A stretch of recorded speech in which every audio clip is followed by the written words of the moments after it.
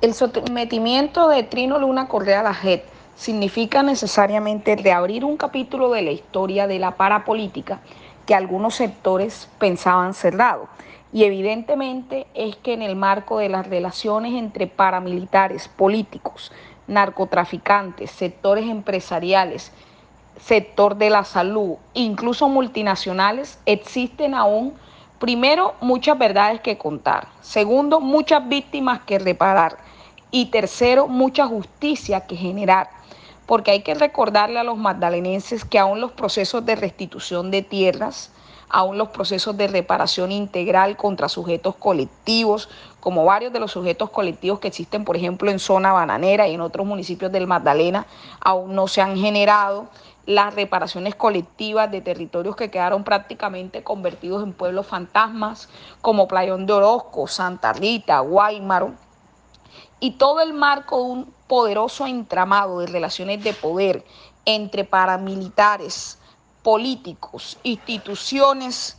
del sector público, organizaciones de la sociedad civil y por supuesto toda una gran lógica de corrupción y de aparataje estatal al servicio de las autodefensas que gobernaron durante un periodo largo de tiempo en el territorio del Magdalena, aún tiene muchas verdades y muchas dinámicas que contar. Este sometimiento significa, primero, un remesón estructural a herederos de la parapolítica que siguen en cuerpo ajeno a través de hijas, esposas, hijos, sobrinos y toda una serie de personas que han heredado el poder, condenados por parapolítica y condenados por paramilitarismo, que siguieron de alguna manera redituando sus conductas cuando los ex 975, es decir, los judicializados por Justicia y Paz, retornaron a los territorios. Algunos nunca se fueron y algunos en cuerpo ajeno siguieron gobernando. Significa además verdades históricas que no se han contado y que aún no se le han aclarado en justicia a las víctimas, como las relaciones entre el actual gobernador del Magdalena, Carlos Caicedo, con Trino Luna Correa, pero también con los paramilitares, porque parte de las verdades que hay que contar es, por ejemplo, que Caicedo apoyó políticamente a Trino Luna cuando se lanzó a la gobernación y que luego toda la disputa posterior fue parte precisamente del entramado que aún no está claro en la historia política y en la historia del departamento y de la guerra y de todo lo que se construyó alrededor de una narrativa que tiene una verdad por contar desde otra perspectiva. Lo segundo, muchos de los políticos que hoy tienen credenciales a Senado, Cámara, alcaldías municipales, consejos y diputados son herederos de personas condenadas por el paramilitarismo. Son personas que fueron condenadas pero que no pudieron aspirar, entonces lanzaron a sus esposas, lanzaron a sus hijos, lanzaron a sus sobrinos, y muchos de los que hoy ostentan credencial son hijos del paramilitarismo. Por lo tanto, este capítulo de dolor, de guerra y de sufrimiento es un capítulo en el que Trino Luna le debe verdades estructurales al territorio con miras a la reparación integral de las miles de víctimas que tiene el Magdalena, con miras a la restitución de tierras, porque, por ejemplo, parte de los temas de fondo que aún no nos explicamos es cómo una persona como Rodrigo Roncayo, esposo de una actual representante a la Cámara, la señora Kelly, representante a la Cámara por el liberalismo, se ha exonerado de procesos en un municipio como San Ángel, cuando está claro que está vinculado a varios temas de despojo de tierras, que no han sido reparadas las víctimas y que al final no hay verdades estructurales sobre cuál fue su participación en la parapolítica y el paramilitarismo que imperó durante el periodo del 2000 en el Magdalena y que hoy a través de terceros quiera generar aspiraciones con candidatos a la gobernación, candidatas a la gobernación, quiera seguir aspirando en cuerpo ajeno y ser elegido, como evidentemente lo hizo a través de su esposa, en el marco de una construcción, una narrativa peligrosa para el territorio, en el que las víctimas aún no han sido reparadas. Un tercer elemento bien importante son los nexos entre sectores empresariales y multinacionales durante el periodo paramilitar en el Magdalena, que no han quedado completamente claros. Parte de la historia por contar de los documentos y los archivos que la JEP ha compilado, pero que también hemos compilado en otras investigaciones, es la línea delgada de lo que llamamos la línea roja entre lo legal y lo ilegal, que realmente reconoce que muchas de las fortunas y muchos de los negocios legalmente constituidos que hoy existen y amasan grandes capitales en el Magdalena son parte de una dinámica de blanqueamiento de activos en la que dinero del narcotráfico fue lavado y luego fue colocado en actividades económicas preponderantes en el territorio, con lógicas que tienen dinero lavado y dinero que venía del narcotráfico y lógicamente del paramilitarismo. Tercer capítulo por contar, muy importante, la manera como se robaron la salud, la manera como cooptaron la administración de todos los hospitales del Magdalena y luego colocaron fichas del paramilitarismo que le respondían directamente a Jorge 40. Y creo que lo más importante con miras al futuro, y es que en el marco del nuevo panorama de agenda en elecciones locales para consejos, asambleas, gobernación, alcaldías de Santa Marta y alcaldías municipales, significa verificar y consolidar ante la luz pública unas nuevas judicializaciones de personas que están esperando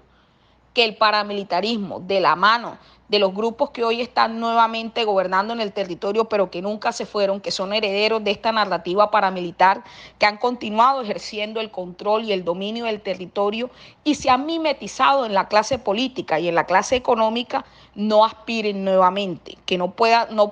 sigan generándole sangre, dolor y sufrimiento a las miles de víctimas que no han sido reparadas en el territorio. Significa también reconocer que hay una gran cantidad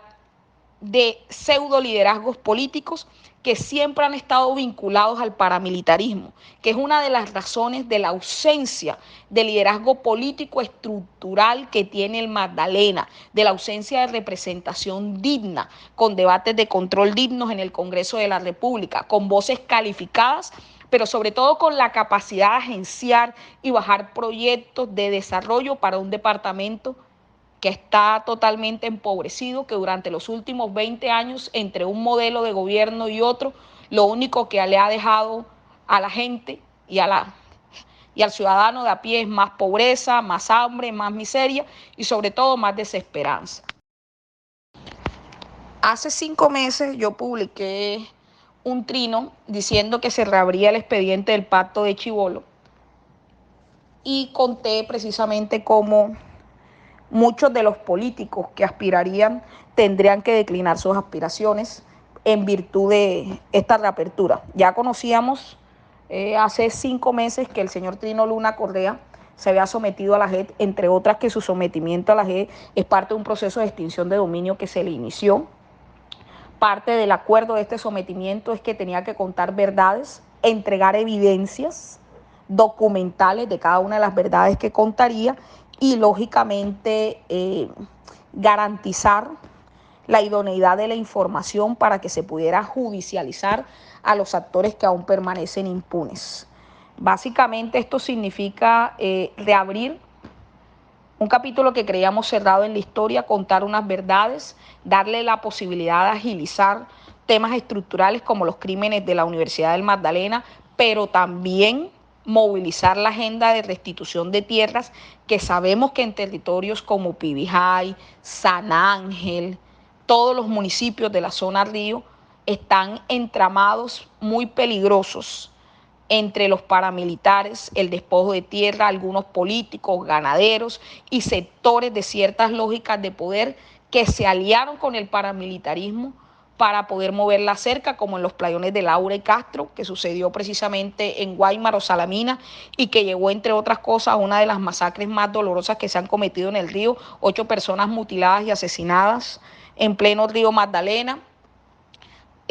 Temas como los de Santa Rita, Remolino, todas las masacres cometidas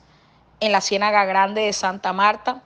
donde efectivamente solo han salido a la luz pública las condenas contra los paramilitares, pero no se han movilizado las condenas contra terratenientes, parapolíticos y latifundistas y personas del entramado del poder económico y político en el Magdalena, que estaban detrás también de algunas agendas paramilitares, sobre todo de los temas de despojo de tierras. Esto significa necesariamente reabrir una verdad. Todos los oyentes saben